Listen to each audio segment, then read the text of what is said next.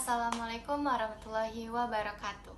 Saya Zahwadia Alika dari Prodi Akuntansi 19A dengan NPM 19412033. Di sini saya akan mereview film tentang Stip and Pencil.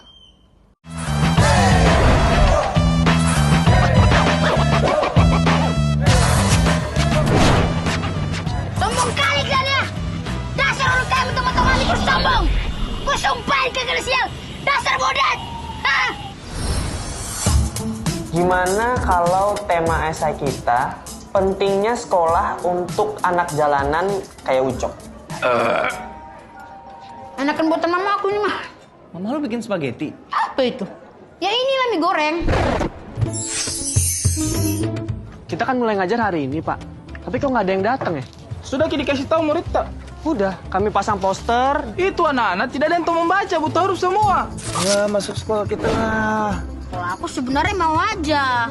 Tapi kalian cakep dulu sama mamaku. Ya, mereka segen lah sama kita. Mereka cuma anak sekolah, kita punya sekolah.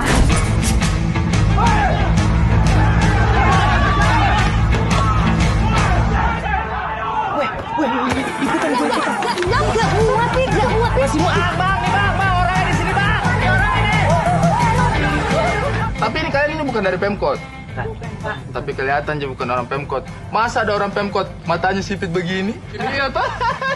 Tapi kalau gubernur ada. Tolong, Kak. Saya alergi sama ayam. Kok jadi sini kesana? Sumpah jadi oper aja yuk. Udah, batalin aja. Besok aja wajaranya. Soalnya 30.000 bos ya.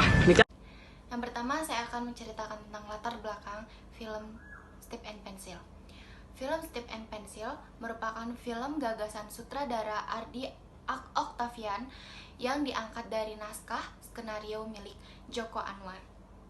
Film Stip and Pencil sendiri diproduksi oleh MD Picture yang rilis pada tanggal 19 April 2017 yang menceritakan tentang 4 orang sahabat SMA yang berlatar belakang kaya raya yang diberi tantangan oleh gurunya untuk mengikuti lomba esai mengenai masalah sosial.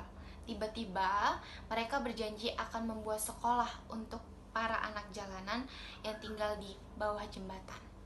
Dan dari situlah kesadaran mereka akan pentingnya pendidikan untuk anak mulai tumbuh. Mereka pun berhenti memfokuskan proyek ini untuk reputasi semata dan mulai memikirkan cara agar anak-anak jalanan tersebut bersedia belajar demi masa depan yang cerah.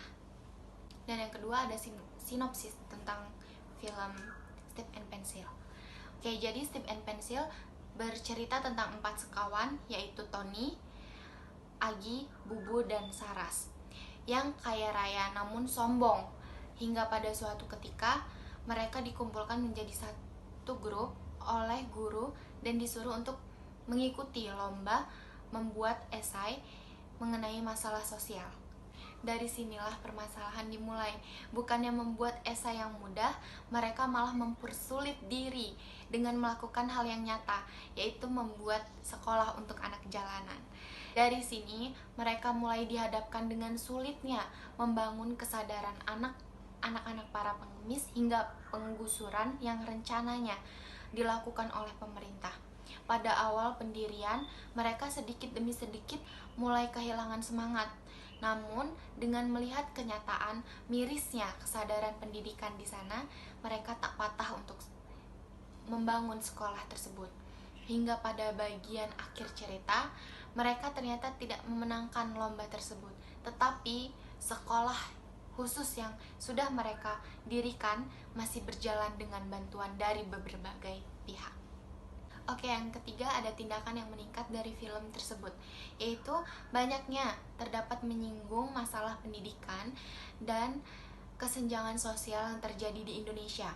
Dimulai dari para orang tua yang berpandangan bahwa pendidikan hanyalah membuang-buang waktu, terus tentang pikiran para remaja yang keras kepala dan hanya memikirkan bagaimana eksistensinya terlihat, sampai penggusuran yang diulik menggunakan 2 sudut pandang.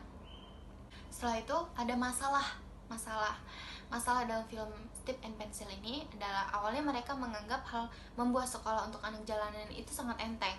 Tapi ternyata hal yang tidak semudah mereka bayangkan. Karena banyak sekali rintangan di sekelilingnya yang menghadang. Mulai dari kepala suku pemulung di sana, si anak kecil yang bengal, dan ada salah satu ibu dari anak jalanan tersebut tidak setuju untuk anaknya ikut sekolah gratis yang diadakan Tony dan kawan-kawannya. Belum lagi ledekan teman-temannya di sekolah yang selalu meremehkan mereka. Dan yang terakhir ada kesimpulan tentang film Stip and Pencil ini sangat layak untuk ditonton oleh semua kalangan usia. Walaupun film tersebut bergenre komedi, namun film ini menyinggung masalah sosial yang ada di Indonesia. Jadi mungkin ada beberapa yang bisa sadar seberapa pentingnya pendidikan.